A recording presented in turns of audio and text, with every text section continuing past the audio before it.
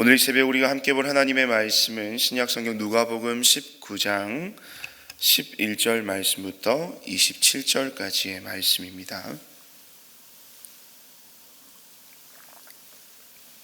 누가복음 19장 11절 말씀부터 27절까지의 말씀을 저와 여러분이 한 절씩 교독하시고 또 마지막 27절은 함께 읽도록 하겠습니다.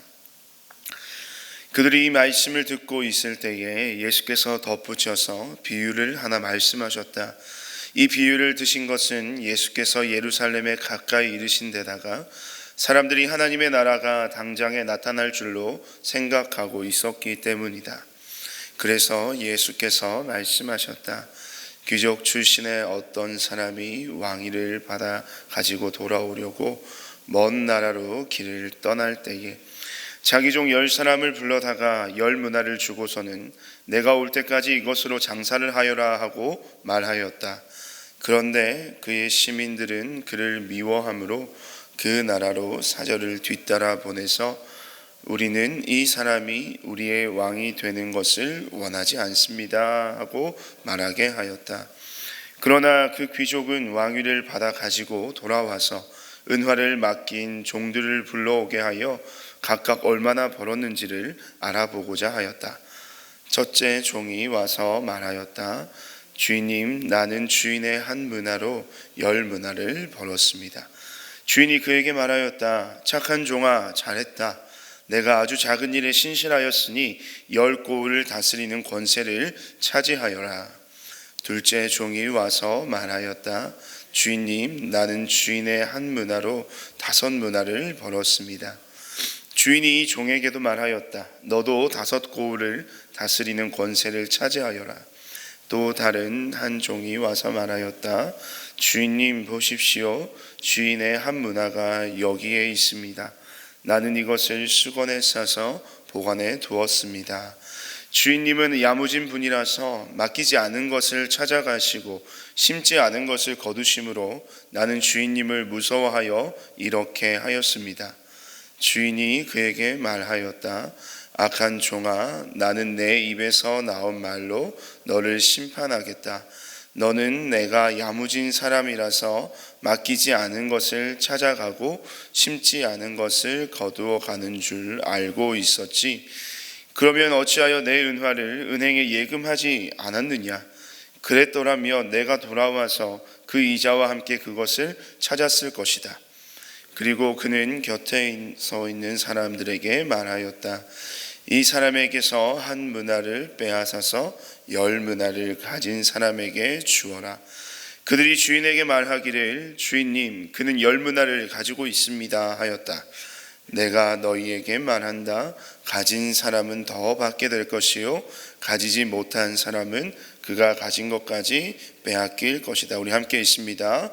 그리고 내가 자기들의 왕이 되는 것을 원하지 않은 나의 원수들을 이리로 끌어다가 내 앞에서 죽여라. 아멘. 오늘 누가복음 19장 우리 11절에서 27절의 말씀을 가지고 문화 비유라는 말씀의 제목으로 이 시간 잠시 여러분과 은혜를 나누길 원합니다. 여러분, 지금 예수님은요 어느 지역에 머무르고 계십니까? 바로 이 여리고입니다. 이제 우리가 함께 어제 우리가 묵상했죠. 우리 어제 묵상한 본문에서 예루살렘으로 예수님은 올라가시는 길목인 여리고에서 누구를 만나셨습니까? 바로 삭개오를 만나셨죠. 그리고 지금 이 동일한 그 자리에서 오늘 본문의 이야기를 계속해서 이어나가고 계십니다. 지금 예수님이 머물고 계신 여리고는요, 이 예루살렘으로부터 이 북동쪽으로 약 한 36km 정도 떨어진 곳에 위치하고 있었습니다.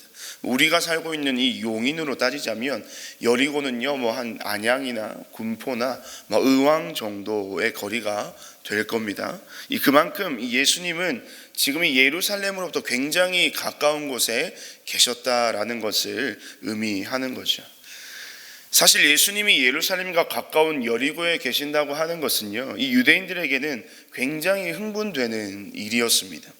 예수님이 예루살렘을 향하여 올라가고 계신 것 자체가 이미 이 예수님이 메시아로서의 사역을 본격적으로 시작하셨다라는 것을 의미하는 것이고, 또 예루살렘에 가까워왔다라는 것은 이제 그 메시아로서의 사역이 우리에게 임할 때가 어찌 되었다고요? 임박했다라는 것을 의미하는 것이었습니다.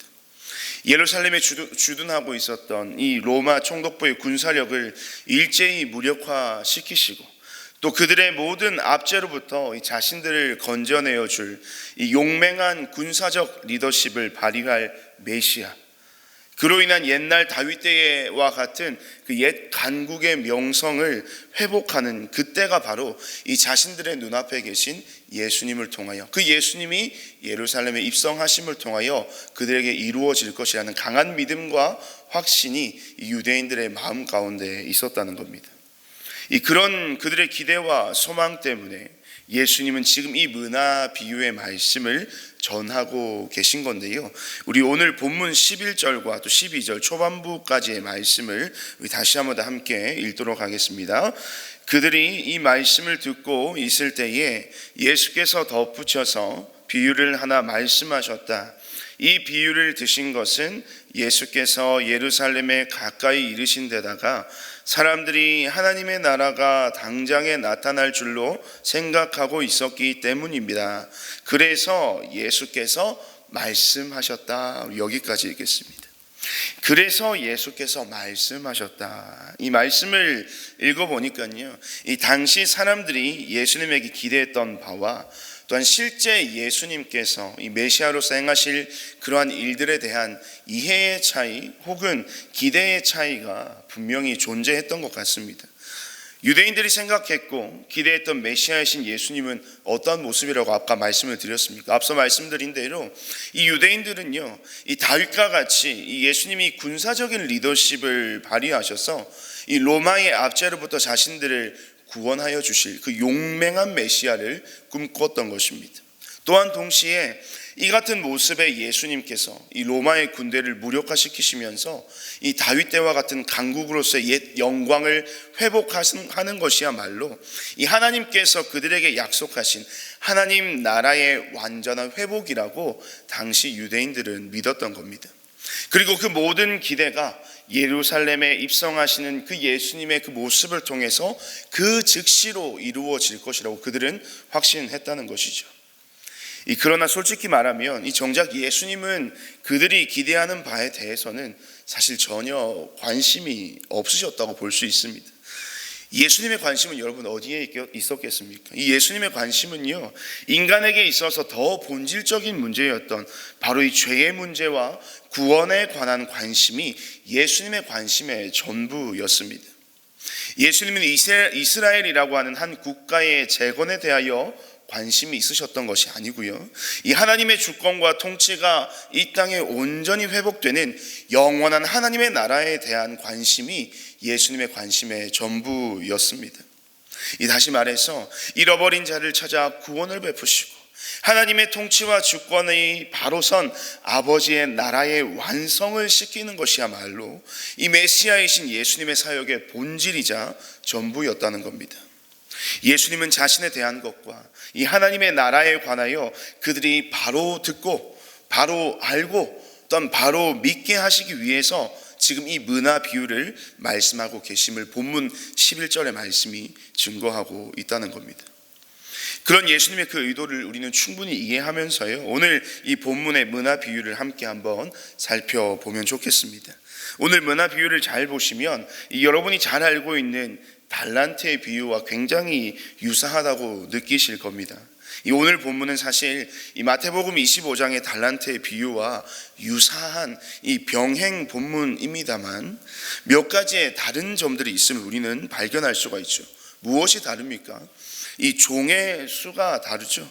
그리고 이 종들이 받은 금액도 각각 차등 지급이 아니라 동일한 금액 한 문화씩을 받는 것을 우리는 볼 수가 있습니다.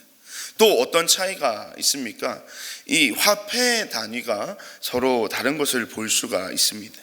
이 문화라고 하는 것은요, 이 헬라 제국의 화폐 단위로서 이 달란트보다 훨씬 가치가 떨어지는 이 가치가 낮은 화폐의 단위, 이 종들이 받았던 이 한 문화, 일 문화는요, 우리가 잘 알고 있는 화폐 단위 이 100데나리온으로 환산할 수가 있는데, 이 당시 한 데나리온은 이 노동자의 하루 품삯에 해당합니다.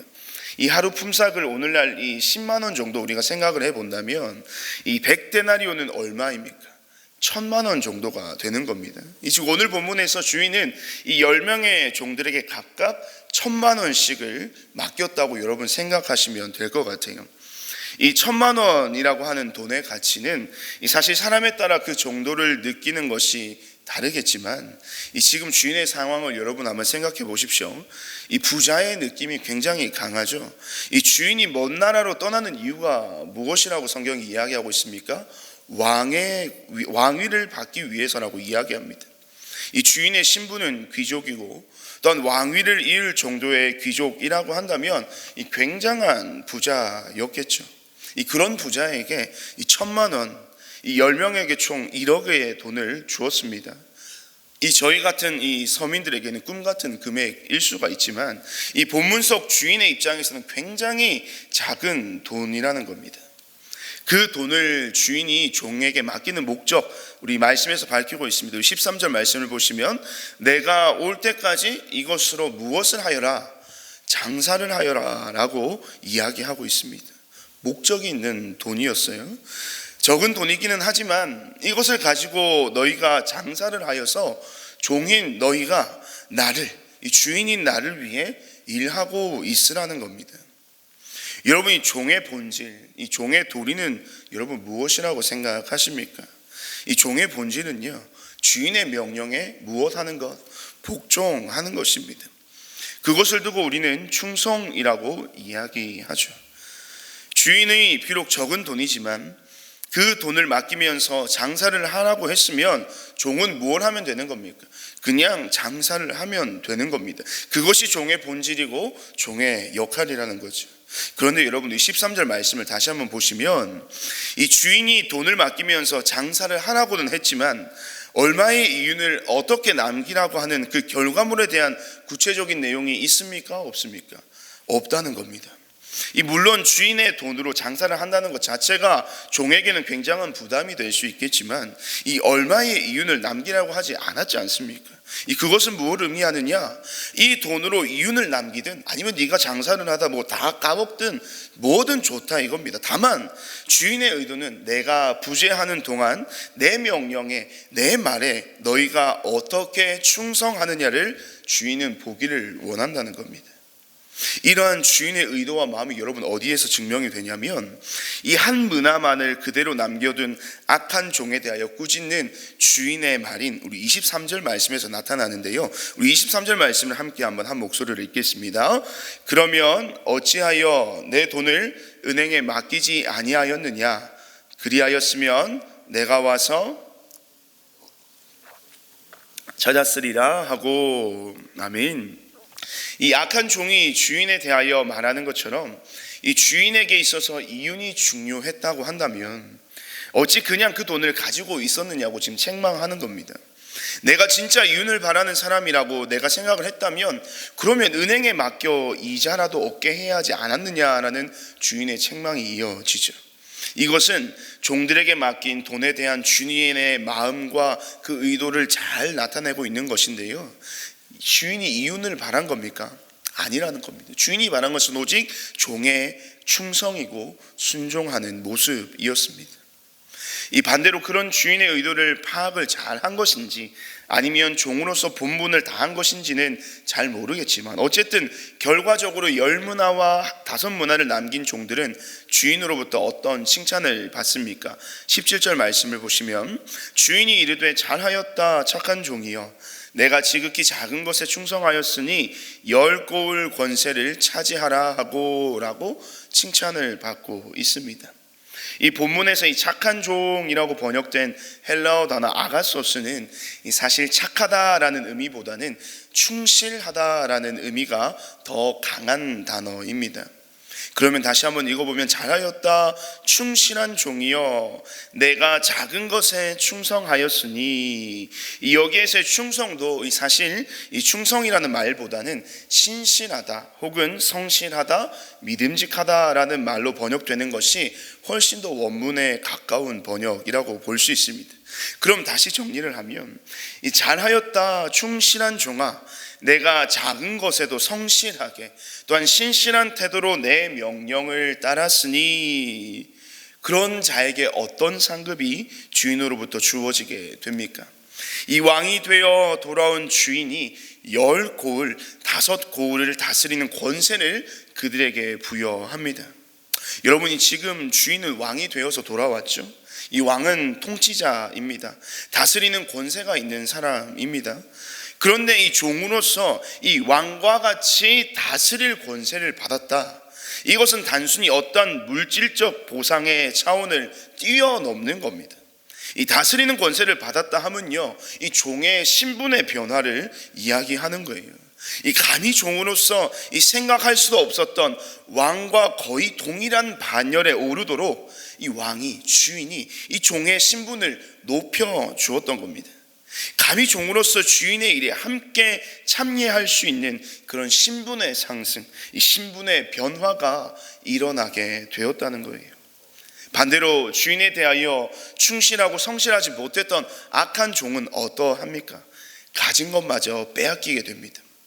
그리고 이 14절의 말씀에 보시면 이 주인이 왕이 되는 것에 대해 반기를 들었던 사람들이 있었습니다. 이 그들에 대하여서도 왕이 되어 돌아온 주인은 어떻게 합니까? 27절 말씀입니다. 그리고 내가 왕됨을 원하지 아니하던 저 원수들을 이리로 끌어다가 내 앞에서 죽여라 하였느니라 라는 말로 이 문화 비유가 끝이 나게 됩니다. 오늘 이 문화 비유에서 이 왕이 된 귀족은 누구를 나타낼까요? 바로 예수님을 나타냅니다. 주인이 왕위를 받기 위해 떠나는 것은 그 예수님의 승천을, 왕이 되어 다시 돌아오는 것은 예수님의 재림을 의미하는 겁니다. 그렇다면 이 비유에서 종과 문화는 각각 무엇을 의미합니까? 종은요, 왕이신 예수님의 재림을 기다리며 오늘을 살아가고 있는 바로 저와 여러분을 나타내고요, 이 문화라고 하는 것은 그런 저와 여러분에게 하나님께서 주신 은사 혹은 사명을 이야기하는 것입니다. 문화 비유를 통해서 하나님이 오늘 이 시간 저와 여러분에게 주시는 두 가지의 분명한 메시지가 있습니다. 첫 번째는요, 이 떠난 주인은 반드시 왕으로서 다시 돌아온다는 겁니다. 예수님의 재림은 반드시 있다는 것이죠. 그리고 두 번째는 주인이 종들에게 문화를 맡겨 두었듯이 이 저와 여러분에게도 하나님께서 맡기신 각자 분명한 사명과 은사들이 있다는 겁니다. 보통 우리가 사명이라고 하면 떠올리는 것들이 있죠. 오늘 이 비유의 현장에 있었던 삭개오와 같이 이 자고로 사명자란 이 자신의 모든 것을 팔아 가난한 자들을 돕는 것이지라는 생각들이 있습니다. 혹은요, 이 당장 내가 다니는 직장을 관두거나 이 사업을 접고 저 멀리 오지로 복음을 전하는 선교사로 헌신되어야지라고 하는 생각들, 이 그것만이 내가 오늘날 하나님의 종으로서 감당해야 할 사명이라고 생각하는 순간이요, 우리의 마음에는 두 가지의 부담감이 찾아옵니다. 먼저는 지금 내가 삶 속에서 누리고 있는 것들을 다 포기해야 한다는 부담감, 그리고 마치 그렇게 해야만이 하나님께서 가장 기뻐하시고 나를 착하고 충실한 종으로서 인정해 주실 것이라는 이 사명에 대한 왜곡된 부담감이 우리에게 몰려오는 것입니다. 결국 그런 부담감으로 인해 우리는 정작 우리가 충분히 할 수 있는 것조차도 하지 못하게 되는, 되려 아무것도 하지 않게 되는 이 악한 종과 같은 모습으로 살아갈 때가 많이 있다는 겁니다. 하지만 여러분, 하나님은 우리에게 사명을 주실 때 이 사명을 감당하기 위해 필요한 그 은사들을 주실 때요, 그것으로 뭔가 구체적인 열매나 대단한 성과, 그리고 스스로 엄청난 희생을 담보로 하는 위대한 헌신만을 요구하시는 분이 아니심을 여러분이 이 새벽 꼭 기억하셨으면 좋겠습니다. 이 화란의 유명한 신학자인 아브라함 카이퍼는요, 이 영역 주권이라는 말을 잘 사용했습니다. 이 말은 어떤 말이냐? 이 영역 주권이라고 하는 것은요, 세상 모든 곳에는 하나님의 주권이 있고 이 땅 어느 한 곳이라도 그리스도께서 당신의 것이라고 하지 않은 것이 없다라는 말입니다. 이 즉 우리가 어느 곳에서 또 어떠한 모습으로 살아가든지 간에 그곳에는 항상 누구의 주권과 통치가 있다는 겁니까?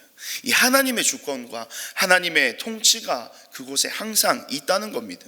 그리고 그 하나님의 주권과 통치는 결국 그분을 인정하며 살아가는 주님의 충성된 종들의 삶을 통하여 그들의 삶의 영역 속에서 하나님의 주권은 증거된다라는 겁니다.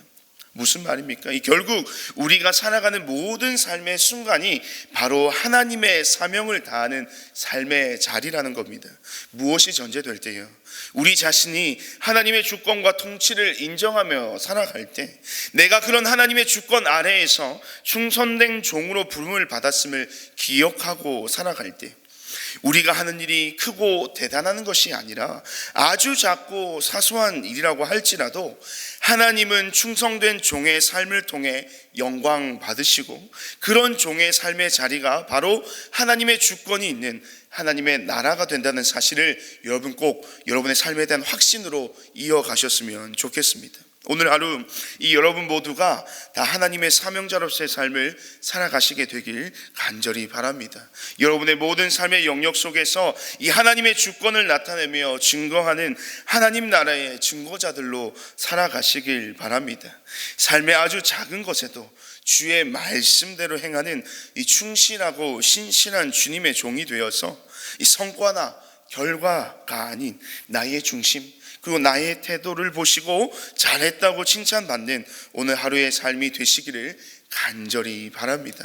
우리 마지막으로 고린도전서 4장 2절의 말씀, 이 사도 바울의 말씀처럼 이 맡은 자들에게 구할 것은 충성이라는 이 말씀이 종된 저와 여러분의 하루의 삶 속에 온전히 이루어지기를 간절히 소망합니다.